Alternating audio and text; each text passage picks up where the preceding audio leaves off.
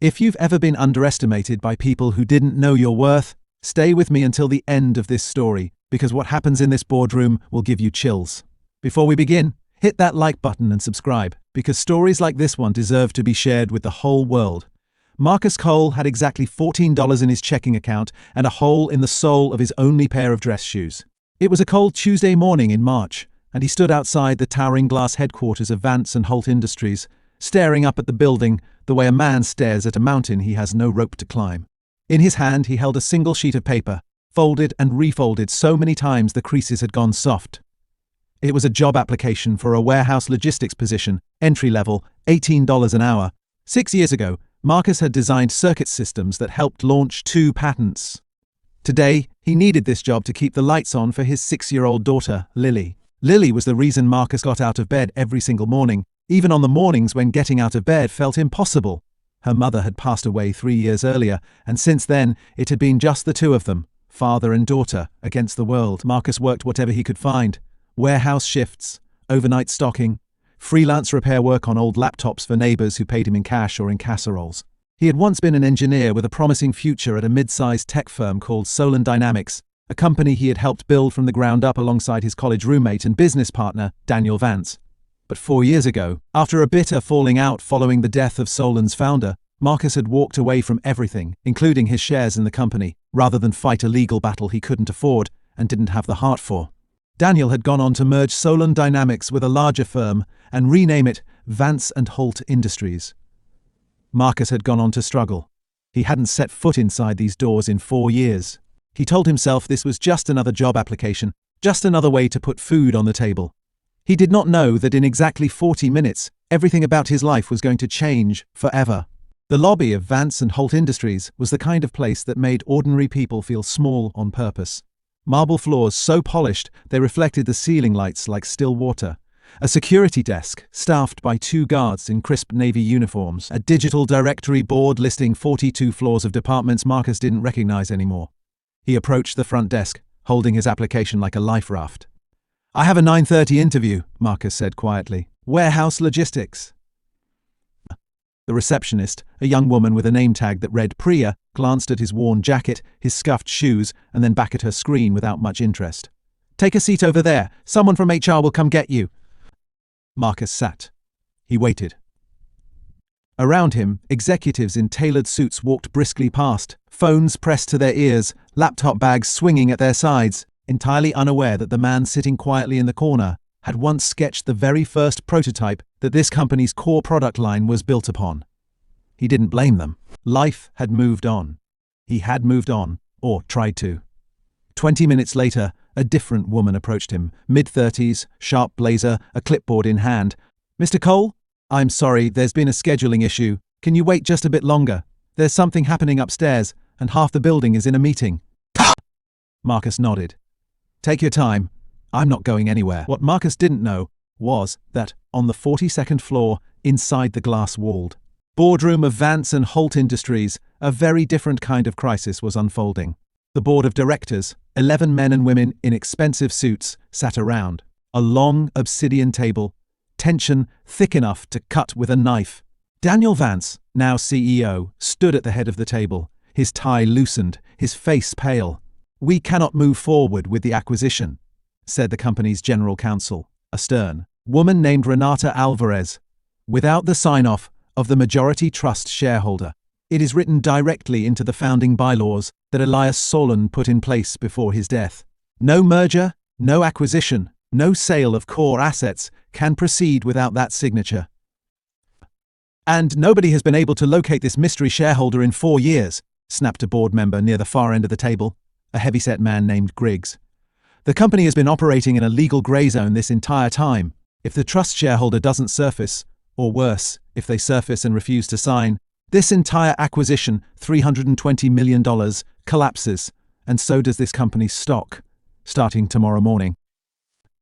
Daniel Vance rubbed his temples. He alone in that room knew exactly who the mystery trust shareholder was. He had known for 4 years. He had simply hoped selfishly that the man would never come looking for what was rightfully his. Because when Elias Solon had died, he had left 41% of his personal shares, held in an irrevocable trust, to the one person he trusted most in the world to protect his company's soul rather than its stock price. Not to Daniel Vance, his hand-picked successor, to Marcus Cole, the quiet engineer who had never once, in 11 years, asked for a raise he hadn't earned or credit he didn't deserve. At that very moment, the boardroom door opened, and Renata Alvarez's assistant hurried in, whispering urgently in her ear. Renata's professional composure cracked for just a moment. "The trust attorney is downstairs," she announced to the room. "He says the beneficiary of the Solon family trust has just walked into this building for a scheduled appointment, completely unrelated. He's here for a job interview." The room went dead silent. "A job interview," Griggs repeated slowly, as if the words physically hurt him. "The man who holds 41% of this company, the man whose signature we have been trying to obtain for 4 years through 3 different law firms, is downstairs interviewing for a warehouse position." Daniel Vance closed his eyes. He knew exactly why. He had heard secondhand through mutual friends that Marcus had fallen on hard times after his wife passed. He had told himself it wasn't his responsibility to reach out. He had told himself a lot of things over the last 4 years to help himself sleep at night. "Get him up here," Renata said. "Now. All of you stay exactly where you are." Back in the lobby, Marcus was still waiting, now nearly an hour past his scheduled interview time, when the elevator doors opened and a tall man in a dark grey suit walked briskly toward him. Marcus recognized the trust attorney immediately, an older gentleman named Harold Whitfield, who had handled some of Elias Solon's affairs years ago. "Marcus Cole," Harold said, slightly out of breath. "I have been trying to reach you for months. Your phone number changed. Your address changed. I nearly hired a private investigator." Marcus stood, confused. "Mr. Whitfield? I'm sorry, is everything all right?" "Everything is more than all right," Harold said, and for the first time in the conversation, he smiled. "Elias Solon left you something 4 years ago, Marcus, something enormous. And this company has been legally frozen, unable to make a single major decision, waiting for you to claim it." Marcus felt the floor tilt slightly beneath him. "Claim what?" 41% ownership of Vance and Holt Industries, held in trust in your name," Harold said. "Every board decision for the last 4 years has required your signature. Every merger, every acquisition. Elias knew what kind of man Daniel Vance could become if left unchecked, and he built in a safeguard. He built in you." Priya, the receptionist, had gone very quiet at her desk, staring at Marcus with an expression somewhere between disbelief and dawning horror at how casually she had dismissed him an hour earlier. Marcus swallowed hard. His hands, the same hands that had spent the last 3 years fixing leaky faucets and stocking warehouse shelves at midnight to support his daughter, were trembling. "I don't understand. Why would he leave that to me? I walked away. I signed nothing. I took nothing." "That's precisely why," Harold said gently. "Elias didn't want someone who wanted power. He wanted someone who would protect what he built, even if it cost that person everything. You proved that the day you walked away rather than fight dirty for it. He watched you do that. It meant more to him than any balance sheet." Marcus thought of Lily, asleep that morning in their small 2-bedroom apartment on the east side of the city, the apartment with the radiator that only half worked and the refrigerator that hummed too loudly at night. He thought of the countless nights he had sat at their kitchen table, running numbers that never added up, wondering how he would afford her school shoes come fall. "Take me upstairs," Marcus said quietly. The ride to the 42nd floor felt like it took an hour, and also no time at all. When the elevator doors opened, Harold led Marcus down a long hallway of glass offices, every employee they passed turning to stare, whispers trailing behind them like a current. Marcus still wore his worn jacket. He still had the folded job application crumpled in his coat pocket. He looked, by every outward measure, exactly like what the board members expected walking through that door, a man applying for a warehouse job. The boardroom door opened. 11 pairs of eyes turned toward him. For a moment, nobody spoke. Griggs actually let out a short, disbelieving laugh, immediately regretting it as Renata shot him a sharp look. "This is a private board meeting," Griggs said, half standing. "Sir, if you're lost, HR is 2 floors down." "He's not lost," Harold said, stepping forward and placing a leather folder on the obsidian table with a firm, deliberate motion.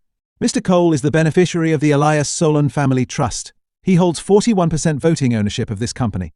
Every decision this board has been waiting to finalize for the last 4 years has required his signature and his alone." The silence that followed was the kind of silence that has weight to it, the kind you can feel pressing against your chest.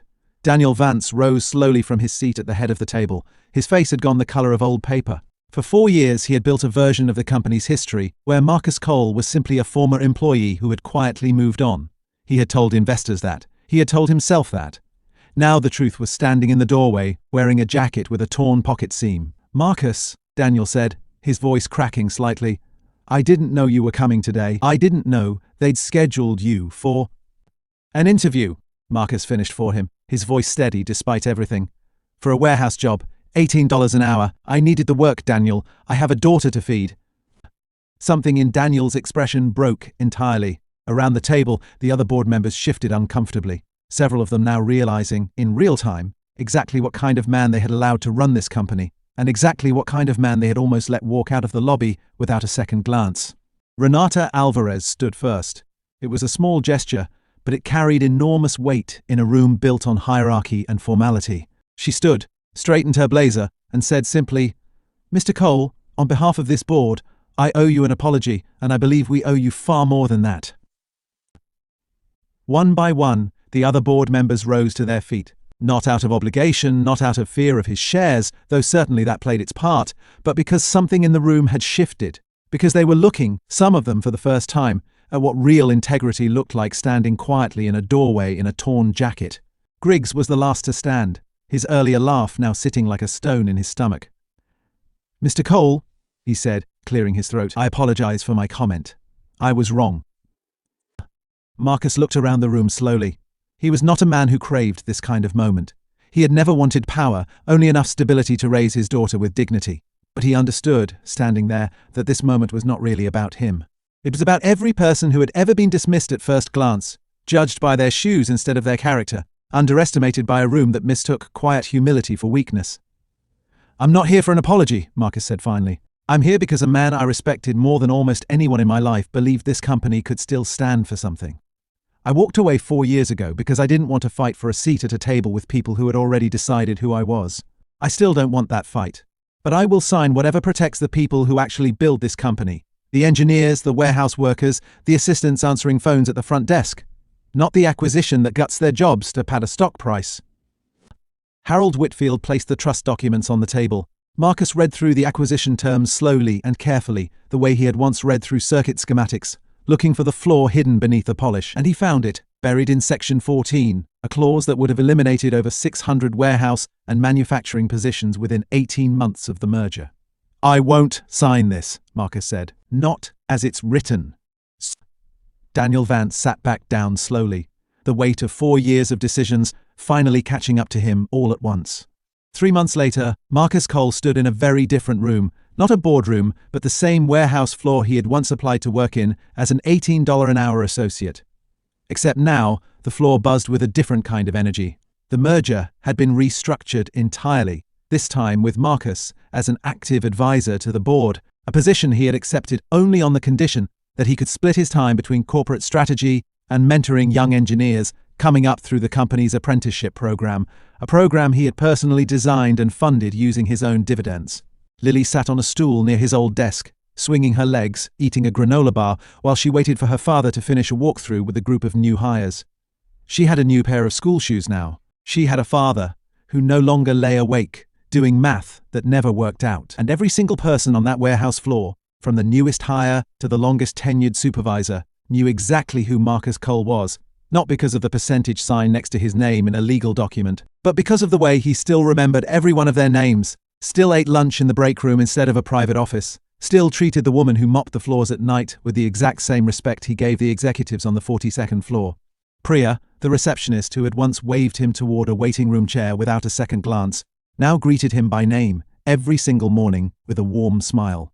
Not because she feared his shares, but because in the months since that day, she had watched him quietly advocate for better wages and better hours for every front desk and support staff member in the building. Daniel Vance stayed on as CEO, humbled, changed in ways that would take years to fully prove themselves, but changed nonetheless. He and Marcus rebuilt something that resembled friendship, slowly, carefully, the way you rebuild anything that has been broken and is worth saving. People sometimes asked Marcus, in the months that followed, whether he regretted walking away 4 years earlier, whether he wished he had fought for his stake from the beginning instead of nearly losing everything. Marcus always gave the same answer. He didn't regret a single day of struggle, because it was in those years of struggling, of being overlooked, of being judged by his shoes and his jacket and his quiet voice, that he learned exactly what kind of company he wanted to help build, and exactly what kind of father he wanted to be. The money changed his circumstances. It never changed who he was. That part had been decided years earlier, in 100 small choices nobody in that boardroom had ever seen. And that, in the end, was the real inheritance Elias Solon had left him. Not the 41%, not the seat at the table, but the quiet, unshakable proof that character, patience, and integrity are never wasted, even when the world seems determined to overlook them. Even when you're sitting in a lobby in a torn jacket, waiting for someone to finally see you. If this story moved you even a little, remember that the people the world underestimates are often the ones who end up changing it the most. Give this video a like, subscribe for more stories like this one, and share it with someone who needs to hear today that being overlooked is never the same thing as being unworthy. Thank you for watching, and we'll see you in the next story.